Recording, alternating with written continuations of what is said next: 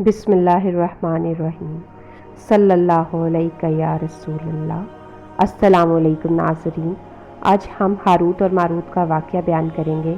Harut और Marut कौन थे, बाबुल का कुआं कहाँ है और हारूत और मारूत का जादू किस तरह का था।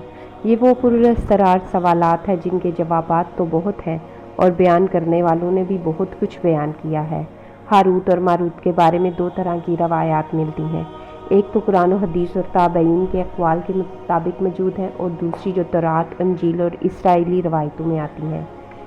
इस वीडियो में हम सिर्फ कुरान मजीद में बयान की गई रवायात के बारे में बात करेंगे। हारूत और मारूत और बाबुल के कुएं के बारे में एक रवायत कसर से बयान की जाती है, जिसके मुताबिक एक ज़माना ऐसा था जिनके मुताबिक शहर बाबुल रूह ज़मीन पर तहज़ीब व तमद्दुन का मरकज़ था। यहाँ के लोग बातिल हुदाओं की परस्तिश करते थे। ये लोग अपनी किस्मत इनसे वाबस्ता समझते थे, इसलिए इल्म नजूम और इल्म फल्कियात में बड़े माहिर थे। इनके बुत कदों में सितारों की पूजा की जाती थी।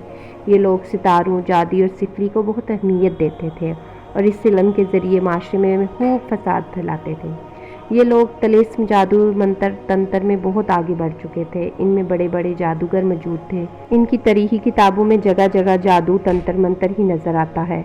इनका जादू दूर दूर तक मशहूर था। मुख्तसर ये कि इस शहर का बाशिंदा होना ही जादूगर होने की अलामत था।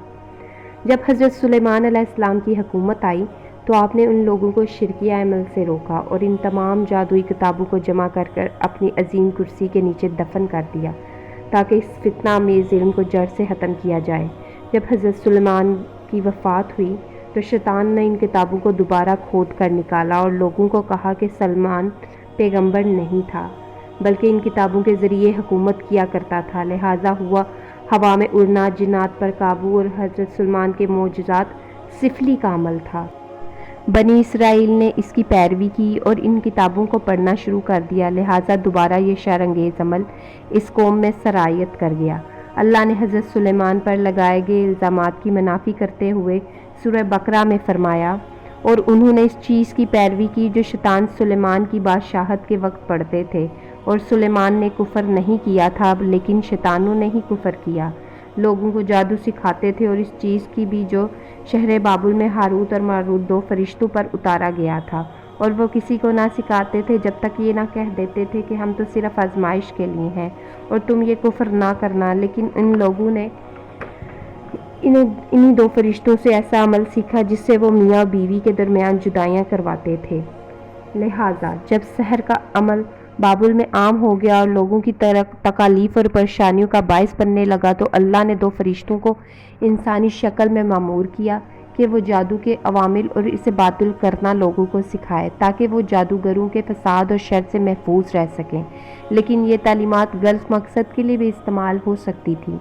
हालांकि वो फरिश्ते लोगों को ये तंबीह करते थे और कहते थे कि ये तुम्हारे लिए इस तरह की आजमाइश है, लेकिन फिर भी वो लोग ऐसे कामों में बढ़ गए जो इंसानों के लिए ज़रर का बाइस था। बाज़ अरबी दस्तानों में इस कुएं का भी जिक्र मिलता है, जहाँ कहीं लोग पहुँचे और हारूत और मारूत से मुलाकात करके जादू का इल्म भी सीखा। जबकि बाज़ मौरखीन का कहना है इराक़ के शहर हल्ला के करीब एक खंडर है, जिसके करीब एक कदीम कुआं है। यहाँ से बाबुल की हद शुरू होती है। ये इस कुएं को ही कहा चाहे बाबुल का हक करार देते हैं। बहरहाल ये वाक़या से हमें ये सबक मिलता है कि सिफलु जादू शिरकी अमल है, अल्लाह पाक को जो सख्त नापसंद है, जिसकी रोकथाम के लिए खुद अल्लाह ताला ने फ़रिश्तों को ज़मीन पे भेजा। अल्लाह पाक हम सबको हर किस्म की शर से अपनी पनाह में रखे। आमीन। शेयर एंड सब्सक्राइब ज़रूर कीजिए। अल्लाह हाफ़िज़।